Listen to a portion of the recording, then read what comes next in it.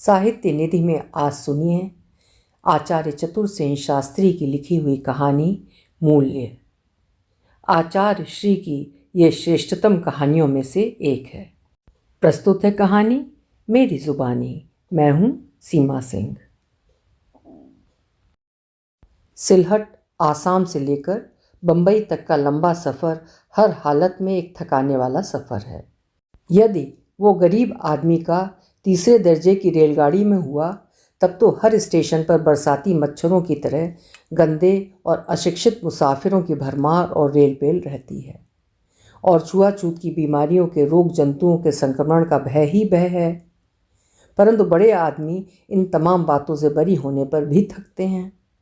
First class के आरामदेह डिब्बे, सरसराते बिजली के पंखे, पद पद पर सोडा, बर्फ और सटर पटर सेवाएं, ये सब उनके सफ़र की थकान को नहीं दूर कर सकती। सो क्यों? अजी इसलिए कि वे अमीर जो हैं।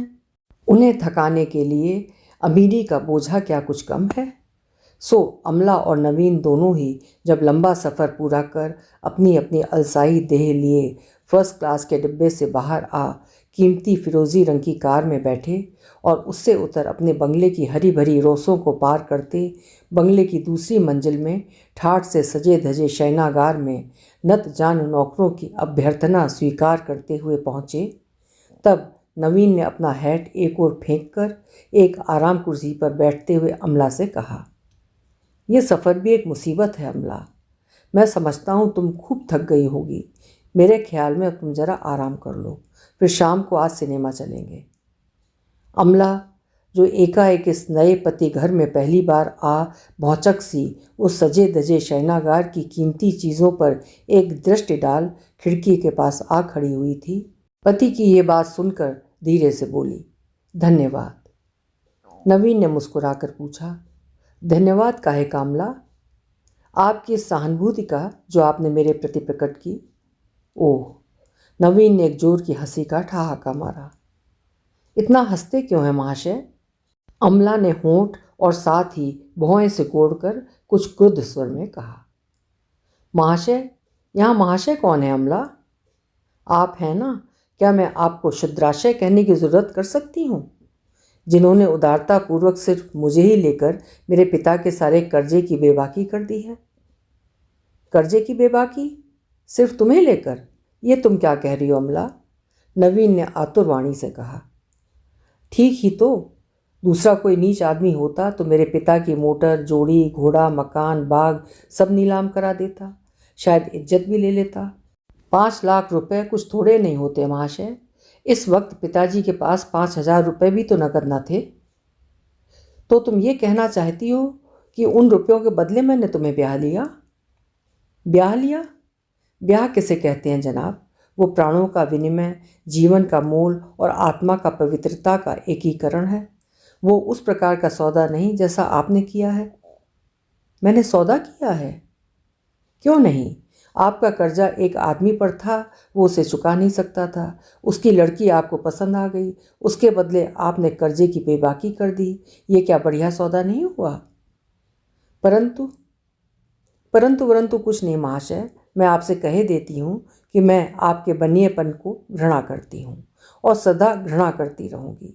आपको याद रखना चाहिए कि स्त्रियाँ मोल नहीं खरीदी जाती हैं, जीती जाती हैं।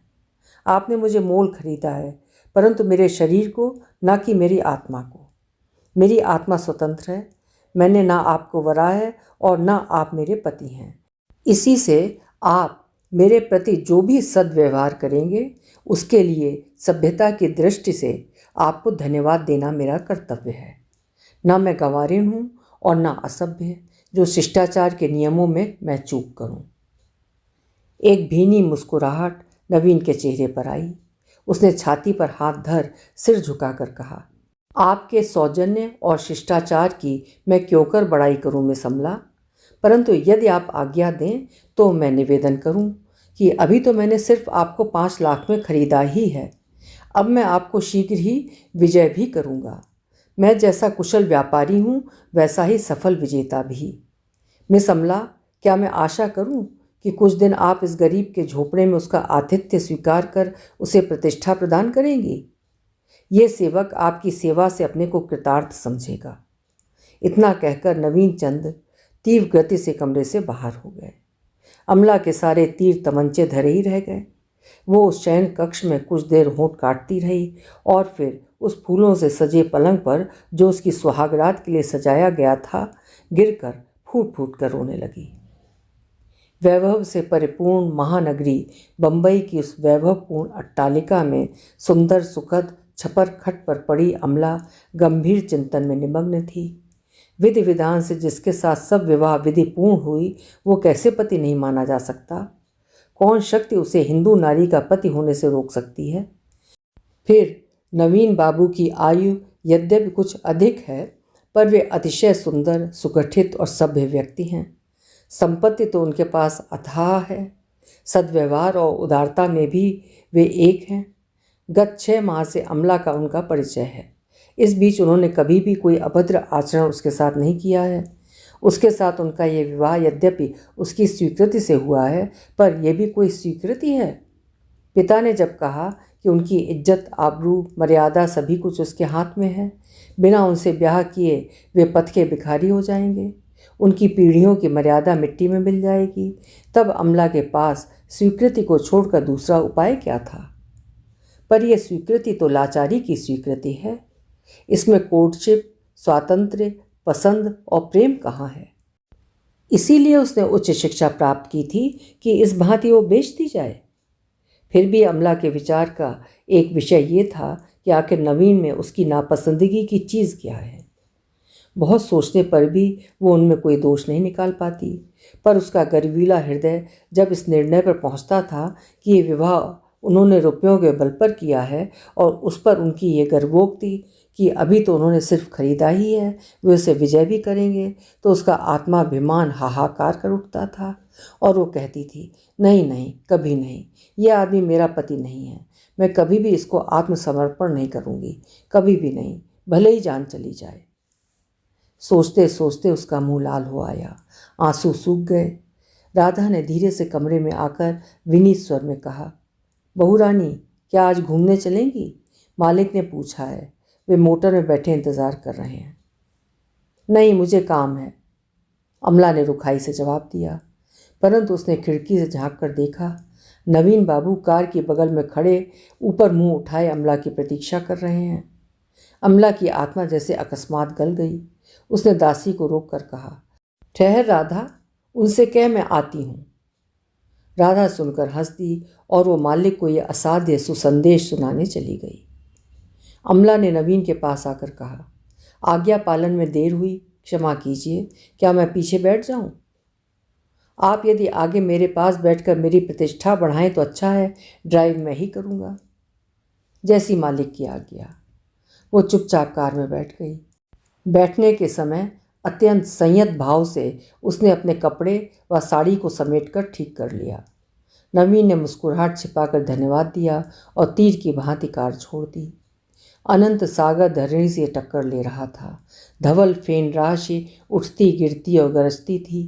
कार सागर तीर की साफ सीमेंट की सड़क पर जैसे वायुगति से तैर रही थी।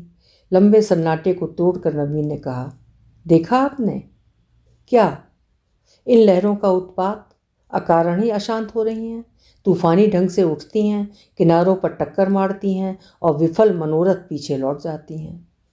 मर्यादा के बंधन में समुद्र तल बंधा है, भला ये क्रुद्ध लहरें उस मर्यादा का उल्लंघन कर सकती हैं? अमला ने व्यंग को समझा। वो होंठ काट कर चुप रह गई। कार उड़ी जा रही थी। 2-4 सफ़ेद रंग की चिड़िया समुद्र तट पर उड़कर मछली के शिकार को ताक रही थीं। नवीन ने कहा, उधर ये लहरें अपनी कुटिल भ्रूभंग में लगी हैं, इधर बेचारी मछलियां व्यर्थ ही उनकी चपेट में आकर इन पक्षियों का शिकार बनती हैं। कहो, गुस्सा किसी पर और भोगे कोई? अमला ने जैसे असहनशील होकर कहा, किसका गुस्सा कौन भोगता है? देखती तो हो अमला, लहरों का गुस्सा बेचारी असहाय मछलियां भोगती हैं। तो मैं क्या करूं? अमला ने तिनक कर कहा, पर तुरंत नवीन के आर्द्र स्वर और कंपित हाथों को देखा। उसने सोचा मैंने कुछ कठोर बात कह दी है। उसने कहा, आप इन असंयत लहरों के लिए क्या दंड तजवीज़ करते हैं? कुछ नहीं अमला, मेरा ख्याल है तूफानी वायु जो ही बंद हो जाएगी, लहरें शांत और स्निग्ध हो जाएंगी और तब हम दोनों एक छोटी सी डोंगी पर सवार हो उस धवल क्षुद्र पक्षी की भांति उन लहरों पर सैर करने लगेंगे। धीर समीर हमें ले चलेगी और सूर्य की स्वर्ण किरणें हमें आलोक दिखाएंगी। नवीन का कंठ कंपित हो गया। अमला दूर जलराश में मगन होते सूर्य को एकटक देख रही थी। उसे जैसे मालूम हुआ कि नवीन पत्ते की भांति काँप रहे हैं और एक अत्यंत गोपनीय आंसू उनके नेत्र कोण में झांक कर सूख गया है। उसका नारीत्व जैसे विगलित होने लगा। फिर बात नहीं हुई। अंधकार बढ़ने से पहले दोनों घर लौट आए। इस बार अमला उन्हें धन्यवाद देने का साहस न कर सकी। वो तीर की भांति तेजी से अपने कमरे में चली गई। नवीन बाबू धीरे धीरे सोचते हुए घर में घुसे। अमला सोच में पड़ गई, जैसे कोई चोर उनके मन में घर कर बैठा हो।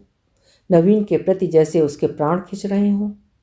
प्यार का एक बीज उसके हृदय में विकसित हो रहा था, पर उसका आत्माभिमान मचलता था। वो सोचती थी ये विशाल महल और अटूट संपत्ति उसी की है, पर वो उसे हठपूर्वक पराई समझ रही है। ये क्या उसका अपने ऊपर अन्याय नहीं है? उसे सुख और आराम के सब सुख साधन उपस्थित थे। नवीन उसका बहुत मान करते थे। सेवक दासी उसकी इच्छा पूर्ति को उपस्थित थे, फिर भी जैसे उसे शून्य सा लग रहा था। पिता को उसने प्यार किया था, उनकी उसे याद आती थी। पिता के पास जाने की कभी कभी उसकी इच्छा प्रबल होती थी, परंतु जब वो सोचती कि पिता ने उसे बिना उसकी इच्छा के बेच दिया है, वो क्रोध और दर्प से कहती, नहीं नहीं, कभी नहीं, मैं कभी उस घर न जाऊंगी। उन्होंने मुझे बेच दिया है, मेरे साथ अन्याय किया है। मैंने उनकी आज्ञा का पालन करके अपने कर्तव्य पितृभक्ति को पूर्ण कर दिया, बस अब और अधिक नहीं। तब फिर अब क्या करूं?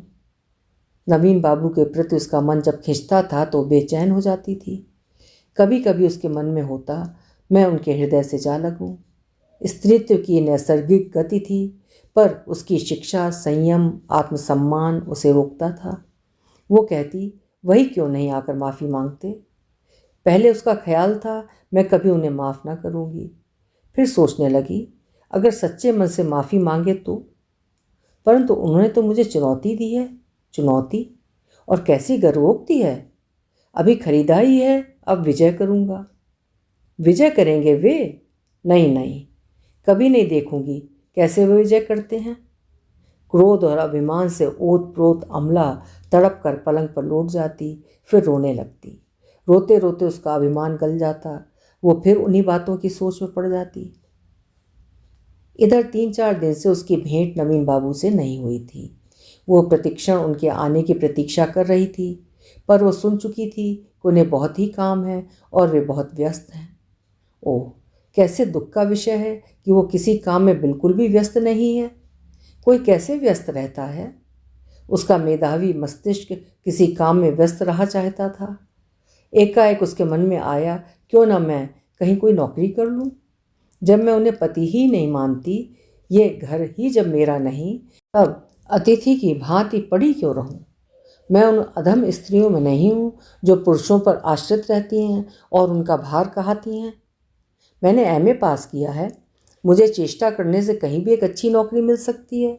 उससे मैं अपना वो मूल्य भी चुका दूंगी जिसमें मैं बेच दी गई हूँ। उसके हृदय में आत्मसम्मान की उमंगें हिलोरे मारने लगीं। उसने कहा, अवश्य ही मैं अपना मूल्य चुका दूंगी। मैं पिता का ऋण चुकाऊंगी। पिता का ऋण पुत्र चुकाता है, पुत्री क्यों न चुकाए। फिर पिता ने पुत्र ही की भांति मुझे शिक्षा दी है। वो दृढ़तापूर्वक उठी और नवीन के काम करने के कमरे की ओर चली। नवीन बैठे कुछ जरूरी कागज देख रहे थे। अमला को आते देख व्यस्त भाव से उठ खड़े हुए। उन्होंने कहा, आइए। मैंने क्या इस समय यहाँ आकर आपका बहुत हर्ज किया? नहीं नहीं अमला, हाँ, मैं बड़े काम में फंसा रहा, आपके पास आ ही न सका। आप बैठिए तो। अमला ने बैठते हुए कहा, मैं चाहती हूँ कि मैं किसी काम में लगूँ। काम में? ये कैसी बात, कैसे काम में? यही कोई छोटी मोटी नौकरी मिल जाए, मेरा सर्टिफिकेट कुछ मदद दे सकेगा, सीखने से काम भी आ जाएगा, मैं कोई भी नौकरी कर सकती हूँ। परंतु अमला, तुम्हें हाँ, आपको नौकरी करने की ज़रूरत क्या है? ज़रूरत है। एक तो मैं खाली बैठे बैठे जीवन और समय नष्ट नहीं करना चाहती। दूसरे और भी एक बात है। कौन सी बात? नवीन ने अचकचाकर पूछा। मैं अपना मूल्य चुका देना चाहती हूँ। कैसा मूल्य? आपने जिस मूल्य में मुझे खरीदा है। ओह, वे 5 लाख रुपए और उनका ब्याज? एक भीनी मुस्कान उनके होंठों पर दौड़ गई। उन्होंने कहा, पर यह तो बहुत कठिन बल्कि असंभव सा मालूम होता है अमला देवी। 5 लाख रुपए बहुत होते हैं। सूद ही 2,500 रुपये महीना होता है। इतना तुम नौकरी करके कैसे चुका सकती हो? तुमने एमए पास किया है। ज़्यादा से ज़्यादा तुम्हें 200-300 की नौकरी मिल सकती है। मैं अगर सिफारिश करूं और जमानत दूं तो इससे दूनी तक 500 तनख्वाह मिल सकती है। तो आप अपनी जमानत और सिफारिश पर मुझे एक अच्छी नौकरी दिला दीजिए। आपका एहसान होगा। सूद न सही, मूल ही चुकाऊंगी। आखिर मैं कब तक आपके ऊपर आतिथ्य का बहार डाले रहूं? उसके होंठ फड़कने लगे। वो इसी सिलसिले में कुछ और भी कहना चाहती थी, पर नवीन की भावभंगिमा देखकर वो सहम कर चुप हो गई। उसके अंतिम वाक्य से नवीन के हृदय में आघात लगा है, ये उसने देखा। वो अपराधिनी की भांति नवीन की ओर देखती रही। नवीन ने फीकी मुस्कुराहट होठों पर लाकर कहा, आतिथ्य के भार की बात भी ठीक है आपकी। अच्छी बात है, मैं आपकी आज्ञा का पालन करूँगा। हाँ, आपके आतिथ्य में कोई कमी तो नहीं? आपको यहाँ कोई कष्ट तो नहीं? मैं ये कहने की धृष्टता तो नहीं कर सकता कि आप इस घर को अपना घर समझें, पर फिर भी मैं आशा करता हूँ कि आप अपनी आवश्यकताओं के लिए संकोच। नवीन की बातें जैसे वेदना और व्यंग की सीमा लांघ रही थीं। उन्हें सुनने की सामर्थ्य अमला में न थी। वो पूरी बात न सुनकर ही वहाँ से भाग गई। चलते समय उसने कुछ अस्फुट शब्द कहे। उन्हें नवीन ठीक ठाक न समझ सके। वे मन की वेदना को छिपाने के लिए दोनों हाथों से माथा थाम कर बैठ गए। दूसरे दिन प्रातः नवीन ने अमला को एक पुर्जा लिख भेजा। उसमें लिखा था, आप क्या अभी मेरे साथ चाय पीकर मुझे प्रतिष्ठा बख्शेंगी? कल जो बातें हुई थीं उस संबंध में मुझे कुछ निवेदन भी करना है। एक अच्छी नौकरी की उम्मीद है। जवाब में अमला स्वयं ही चली आई। चाय पीते पीते उसने पूछा, कैसी नौकरी है? नौकरी बड़ी जोखिम की है, पर मैं आशा करता हूँ आप उसे कर सकेंगी। हाँ, काम सीखना होगा। मुझे क्या करना होगा? एक बड़े फर्म की मैनेजरी की नौकरी है। वेतन मिलेगा 1,000 रुपये महीना, मगर 1 लाख की नकद जमानत चाहिए। नवीन बाबू मुस्कुराहट छिपाने को दूसरी ओर देखने लगे। इतनी भारी जमानत मैं कहाँ से दे सकूंगी? आपके लिए मैं जमानत दे सकता हूँ, अगर आप 2 बातों का वचन दें। 2 बातें कौन? एक ये कि आप उसे स्वीकार करें। दूसरे, आप मेहनत से और ईमानदारी से काम सीखें, समझें और करें। अमला की आंखों में आंसू आ गए। उसने कहा, पहली बात स्वीकार करना बहुत कठिन है। मैं आपके 1 लाख रुपए जोखिम में नहीं डाल सकती। रही दूसरी बात, सो क्या आप मेरी ईमानदारी पर शक करते हैं? ये बात नहीं अमला। नवीन ने अमला के दर्द को समझकर कहा, असल बात तो ये है कि आपके हाथों लाखों नहीं बल्कि करोड़ों रुपए का व्यापार होगा। आपकी ज़रा सी असावधानी से फर्म मालिक को लाखों की हानि हो सकती है। फर्म की पूरी जिम्मेदारी आप पर ही रहेगी, क्योंकि फर्म के मालिक शीघ्र ही व्यवसाय के संबंध में जापान जाना चाहते हैं। मैं ऐसी जोखिम की नौकरी नहीं कर सकती, अमला ने टूटे हृदय से कहा। तब 100 रुपये की एक नौकरी कन्या पाठशाला की और है। चेष्टा करने से 1-2 ट्यूशन भी मिल सकती है। 150 तो दौड़ धूप कर आप कमा ही सकती हैं, पर इससे क्या आप अपना मूल्य चुका सकती हैं? अमला मर्माहत हुई। कुछ देर तक उसके मुख से बात नहीं निकली। उसने सोचा, 100-150, इतना तो मैं अनायास ही एक दिन में खर्च कर दे सकती हूँ। उसके कैश बक्स में न जाने कौन नोटों के बंडल भर जाता है। हालांकि वो कभी कुछ खर्च नहीं करती और कैश बॉक्स छूती भी नहीं है। उसने भय, अनुनय और संकोच आंखों में भर कर कहा, आप कह सकते हैं कि मैं अबला स्त्री इतनी भारी नौकरी ठीक तौर पर बजा सकूंगी? क्यों नहीं? पुरुषों में क्या सुरखाब के पर लगे हैं? मैंने कह तो दिया, यदि आप मेहनत और ईमानदारी। आप ये ना कहिए, अमला ने उत्तेजित होकर कहा। जहाँ तक मेहनत और ईमानदारी का संबंध है, मैं प्राणों की बाजी लगा दूंगी। तो न केवल आप उस फर्म की मैनेजर ही रहेंगी, प्रत्युत उसकी एक बड़ी हिस्सेदार भी हो जाएंगी और अपना मूल्य ही नहीं, सूद भी एक बार नहीं 5 बार चुका सकेंगी। ओह, क्या ये संभव हो सकता है? वो आपे से बाहर होकर आवेश में उठकर नवीन बाबू की ओर चली, पर फिर धम्म से कुर्सी पर बैठ गई। उसने अत्यंत दीन भाव से कहा, यद्यपि ये मेरा परम स्वार्थ है, पर आप दया करके अगर मेरी जमानत दे दें तो। उसके होंठ कांपने लगे और आंखों में आंसू आ गए। नवीन ने बलपूर्वक अपने आंसू आंखों की कोर में छिपाकर कहा, जैसी आपकी आज्ञा। तो आप मेरे साथ ऑफिस चलने को तैयार रहिए। 11 बजे भोजन के बाद हम चलेंगे। आज ही? अभी? जी हाँ, नवीन बाबू ने जरा रुखाई से कहा और टेबल से उठ खड़े हुए। अमला को फिर कुछ कहने का साहस ना हुआ। उसे सहमती आवाज़ में कहा, मैं तैयार रहूँगी। वो चली गई।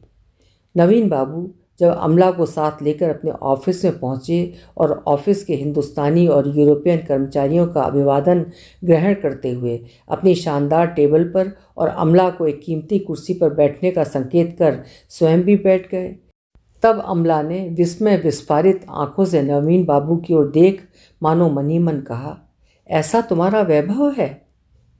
नवीन के कुर्सी पर आसीन होते ही उनकी यूरोपियन प्राइवेट सेक्रेटरी डाक लेकर अदब से हाजिर हुई। नवीन ने बिना उसकी ओर देखे कहा, धन्यवाद मिस सूफी, पर कुछ मिनट ठहरो, अभी मिस्टर रॉबर्ट को जरा मेरे पास भेज दो। मिस सूफी ने शिष्टाचार के लिए गर्दन झुकाई और चली गई। दूसरे क्षण एक प्रौढ़ यूरोपियन ने आकर नवीन को अभिवादन किया। नवीन ने अभिवादन का जवाब देकर उसे बैठने का संकेत करके कहा, मिस्टर रॉबर्ट, मैं आपका परिचय अमला देवी से कराता हूँ। आपको 1 महीने में जापान के ऑफिस में जाना होगा और यहाँ का कुल काम यही करेंगी। इस 1 महीने में आप सब काम इन्हें समझा दें, जिसमें अड़चन ना हो। संभव है मुझे भी जापान जाना पड़े, क्योंकि वहाँ का मामला सुलझता दिख नहीं रहा है। खैर, आपने क्या अमला देवी का अपॉइंटमेंट पत्र तैयार कर लिया है? जी हाँ, ये है। उन्होंने एक कागज़ उनके सामने बढ़ाया। उस पर सरसरी नज़र डालकर और दस्तखत करके अमला की ओर बढ़ाते हुए नवीन ने कहा, लो अमला, आज से आप इस फर्म की मैनेजर हुई। आपको 1000 रुपया मासिक वेतन, 1 कार और 50 रुपये रोज़ भत्ता मिलेगा, परंतु 1 ही मास में आपको तमाम काम सीख लेना होगा। अमला ये देखकर हक्का बक्का हो रही थी। सबसे बड़ी बात नवीन के चेहरे का वो भाव था जिसके सामने अधीनता के सिवा दूसरी कोई बात नहीं की जा सकती थी। घर पर जो उनके चेहरे पर प्रेम, विनय, कोमलता के भाव थे, वो यहाँ नहीं थे। यहाँ उनकी तेजपूर्ण शासन और अधिकार की मूर्ति थी। अमला ने खांस खकार कर कहा, तब क्या मैं ये समझूं कि मैं आपकी ही नौकर हूँ? अगर आपको इसमें कुछ आपत्ति ना हो, ये एग्रीमेंट है, आप स्वीकार हो तो दस्तखत कर दें। उन्होंने मालिकाना रुआब और कुशल व्यापारी की भांति कहा। अमला ने एग्रीमेंट पढ़ा और चुपचाप दस्तखत कर दिए। उसने ठंडी और मुर्दा आवाज़ में कहा, नहीं, मुझे कोई उज्र नहीं है, पर मैं रहूँगी कहाँ? नवीन ने निर्लेप भाव से कहा, अभी आपका जैसा रहन सहन चल रहा है वही रहेगा। और बरबस अपनी हंसी रोकने के लिए उन्होंने ज़ोर से घंटी बजाते हुए कहा, मिस्टर रॉबर्ट, अब आप इन्हें इनके ऑफिस में ले जा सकते हैं। लेडी टाइपिस्ट मधुर सेंट की गंध फैलाती हुई कमरे में जाकर अदब से खड़ी हो गई और अमला हृदय का भार साहसपूर्वक उठाकर मिस्टर रॉबर्ट के पीछे पीछे चल दी। नवीन ने एक ठंडी सांस ली और अपने काम में लग गए। अमला बड़ी ही टेढ़ी लड़की थी। 1 ही महीने में उसने इस तत्परता और मुस्तैदी से काम को अपने कब्जे में किया कि ऑफिस में उसका आतंक छा गया। समय कुसमय की उसे परवाह न थी। भावुकता को उसने भुला दिया था। काम की उसे धुन थी। वो आंधी की भांति काम खत्म करती थी। मिस्टर रॉबर्ट जब उसके काम की गुप्त रिपोर्ट नवीन को देते, तब एक आनंद मिश्रित संतोष उनके हृदय को भर देता था। इस बीच ऑफिस वर्क को छोड़कर उसने बहुत कम नवीन से भेंट की। नवीन ने भी धैर्यपूर्वक संयम रखा। फिर भी वे संध्या समय उसे घुमाने ले जाते, उसका मन बहलाते और उसकी आत्मा को अपने निकट भी लाने की चेष्टा करते। अमला पर इसका कुछ असर पड़ता था कि नहीं, ये ईश्वर जाने, पर नवीन बाबू के प्रति अति विनीत और आज्ञाकारिणी हो गई थी। महीने की समाप्ति पर ज्यों ही अमला को पहला वेतन मिला, उसे ज्यों का त्यों लेकर वो नवीन के पास आई। नवीन असमय उसे आया देखकर बोले, क्या बात है अमला? अमला ने रुपया मेज पर रखकर कहा, ये कर्ज खाते में जमा कीजिए। नवीन ने अमला की ओर कुछ देर देखकर कहा, असल में या सूद के पेटे? जैसा आप ठीक समझें। नवीन ने कुछ न कहकर घंटी बजाई। एक मिस हाथ में पेंसिल कागज ले हाजिर हुई। नवीन ने कहा, ये रुपया मेम साहब का जमा करके रसीद ला दो। मिस सिर झुकाकर चल दी और नवीन अपने कागज़ों को उलटने लगे। अमला चुपचाप बैठी रही। क्लर्क ने रसीद लाकर अमला के हाथ में दे दी। नवीन की इस समय की नीरस भावना से हृदय में आघात खाकर अमला चुपचाप उठकर जाने लगी। नवीन भी मान में थे, पर उन्होंने उसे जाते देखकर कहा, हाँ अमला, मुझे आपसे कुछ कहना है। अमला लौट पड़ी। उसने अपेक्षाकृत नकली विनीत भाव से सिर झुका लिया। नवीन ने नरमी से कहा, बैठ जाइए अमला, अब आपको 1 महीना अपना काम करते हो गया है। काम सीखने के लिए इतना ही समय दिया गया था। अब जापान में मिस्टर रॉबर्ट की बड़ी ही ज़रूरत है और वो परसों चले जाएंगे। काम का कुछ ऐसा पेच आ पड़ा है कि शायद मुझे भी जाना पड़े। अमला एकाएक बेचैन होकर बोली, आपको? नवीन को अमला के स्वर में एक नई वस्तु दिख पड़ी, जैसी कि प्रथम नहीं देखी गई थी। उन्होंने और भी मृदुल भाव से कहा, हाँ अमला, मैं न जाऊंगा तो भय है कि मुझे लाखों का घाटा हो जाएगा, पर मैं आशा करता हूँ आप सब संभाल लेंगी। 1 ही महीने में आपने जैसी योग्यता का परिचय दिया है, उससे मुझे विश्वास हो गया है।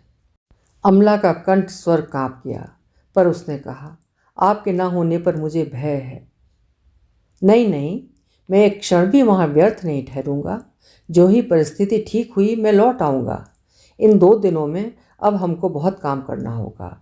मिस्टर रॉबर्ट का तो सब काम आपने समझ ही लिया है। मेरा काम 2 दिन में समझना है और मुझे सफ़र की तैयारी करनी है। अमला का कंठ सूख गया। उसकी वो आकुल मूर्ति देख नवीन आनंद विभोर हो गए। अमला ने एकाएक कहा, एक निवेदन है। कहिए। आपने मेरी योग्यता जांच ली, शायद विश्वास भी कर लिया। नवीन ने घबराकर अमला की ओर देखा। अमला ने कहा, अगर आप उचित समझें तो अपनी जमानत हटा लें। मैं प्रतिज्ञा करती हूँ कि। अमला की आंखों से टप टप आंसू टपक पड़े। नवीन भी आंसू न रोक सके। उन्होंने अमला का हाथ अपने कांपते हाथों में लेकर कहा, अमला, अगर तुम मुझे समझ सको। इस बार का ये तुम अमला को बड़ा प्रिय लगा। वो उसी भांति नवीन के हाथों हाथ दिए रोती रही। नवीन के चले जाने पर अमला का हृदय हाहाकार करने लगा। उसकी आंखें जैसे अंधी और कान बहरे हो गए। उसे सबूर अंधेरा और शून्य दिखने लगा और वो समझ गई कि धूर्त महाजन ने न सिर्फ उसे खरीदा ही है, प्रत्युत जीत भी लिया है। वो उसी की है, 16 आना उसकी। नवीन उसके प्राणों में, रोम रोम में बस गया है। उसका अभिमान न जाने कहाँ चला गया। उसका हृदय मानो पुकार पुकार कर कहने लगा, कहाँ हो ओ निष्ठुर महाजन, ओ विजयी नवीन, आओ और अमला की असहाय लतिका को सहारा दो, हृदय से लगाओ। और तभी उसे ये भी भान हुआ कि ये घर, कारोबार और सब कुछ मेरा है। नवीन के उन आंसुओं ने भेद खोल दिया था। उसे एक नए जीवन का भेद प्रकट हो गया था और वो घर में पागल सी दौड़ती नवीन की चीज़ों को प्यार करने के लिए घूमती फिर रही थी। नवीन के चित्र के आगे उसने नतमस्तक होकर सिर झुकाया, उस पर फूल चढ़ाए। ऑफिस में आकर वो पहले नवीन की कुर्सी को आंचल से झाड़ कर उसे चूमती, तब काम में जुटती। उसके उन्माद को रोकने में सिर्फ भारी जिम्मेदारी और काम का पहाड़ ही सहायक हो रहा था। वो 9 बजे ही ऑफिस में आ जाती और वहाँ वो अंधेरा होने तक बैठी काम करती रहती। वो अपनी जिम्मेदारी समझ गई थी। करोड़ों के व्यापार और विश्व भर से पत्र व्यवहार का उत्तरदायित्व तो उस पर था। दिन के बाद दिन और महीने के बाद महीने बीतते गए। नवीन के खत आते थे, उनमें सिर्फ काम काज की बातें रहती थीं। उनमें वो प्यार की एक छाया खोजने को तड़पती थी। वो सोचती थी कि कभी वे निष्ठुर एक प्यार का शब्द भी ना लिखेंगे। कभी सोचती मैं ही लिखूं, पर वो लिख ना सकी। 4 महीने बीत गए और एक दिन व्यापार की दुनिया में तूफान आया। बाजार के भाव उलट पलट गए, बैंक अकस्मात बंद हो गए। फर्म के हेड क्लर्क ने अमला के पास बदहवासी से आकर कहा, 50 लाख रुपया नकद हाथ में ना होने से हमारा टाट उलट जाएगा। परसों 10 बजे हमें 50 लाख रुपए की बैंक की हुंडियों का भुगतान करना होगा। हमारा रुपया जिन फर्मों में जमा है ये उनकी सूची है, पर उनमें कुछ भी मिलना संभव नहीं क्योंकि बैंक बंद हो रहे हैं। सारी परिस्थिति को देखकर अमला का सिर चकरा गया, पर उसने साहस से काम लिया। उसने कहा, आखिर एकाएक ये क्या हो गया? एक व्यापारी ने 8 करोड़ का दिवाला निकाल दिया है। उसके साथ कई फर्म और 2-3 बैंक भी पिस मरे। हमारी भी वही गत होगी। अमला ने क्रुद्ध होकर कहा, बको मत। मैं ये जानना चाहती हूँ कि हमें कुल कितना रुपया देना है। 50 लाख हुजूर। कब तक? परसों 10 बजे तक। अपने पास कुल कितनी रकम है? मुश्किल से 15 लाख। पावना कितना है? लगभग इतना ही है। ये फेहरिस्त है, पर इसमें से कुछ मिलने की आशा नहीं। क्यों? बैंक बंद हैं और व्यापारी सब इसी स्थिति में हैं जिसमें हम। अमला सोच में पड़ गई। क्लर्क ने कहा, क्या मालिक को खबर कर दी जाए? अमला ने भू संकोच कर कहा, इसके लिए समय कहाँ है? इसके क्षण भर बाद उसने फिर कहा, अच्छा, तुम अपना रुपया तैयार रखना, और मोटर लाने की आज्ञा दी। 9:45 बज रहा था। 2 दिन तक बिना खाए पिए सोए सब पावनेदारों पर घूम फिरकर अपने गहने पाते बेचकर अमला कुल 40 लाख रुपए इकट्ठा कर सकी। उन्हें टेबल पर रखे वो अतिशय उद्विग्न मन से 15 मिनट बाद जो सर्वनाश होने वाला है उसकी प्रतीक्षा कर रही थी, और रुपया पाने की कुछ आशा न थी, और फर्म का दिवाला निकलने वाला था। अमला विकल भाव से ऑफिस में टहल रही थी। एक एक मिनट पहाड़ सा जा रहा था। 10 मिनट और बीत गए। सिर्फ 5 मिनट रह गए। 5 मिनट। इन 5 मिनटों में उसी के हाथ से उसके पति की मालिक की सब प्रतिष्ठा जाने वाली है। उसने सोचा, अगर ऐसा हुआ तो आत्मघात कर लेगी। ऑफिस के कर्मचारी सन्नाटा बांधे चुप बैठे थे। एक मोटर आकर द्वार पर लगी और नवीन तूफान की तरह एक हैंड बैग लिए ऑफिस की ओर दौड़े।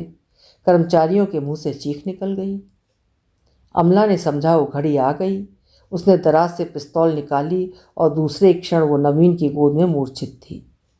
हैंड बैग की तरफ संकेत करके कैशियर से नवीन ने कहा, उसमें 50 लाख रुपए के नोट हैं, हुंडिया चुकता कर दो। और वो अपने बलिष्ठ हाथों में अमला को लिए मोटर की ओर लपके। मोटर बंगले में आई।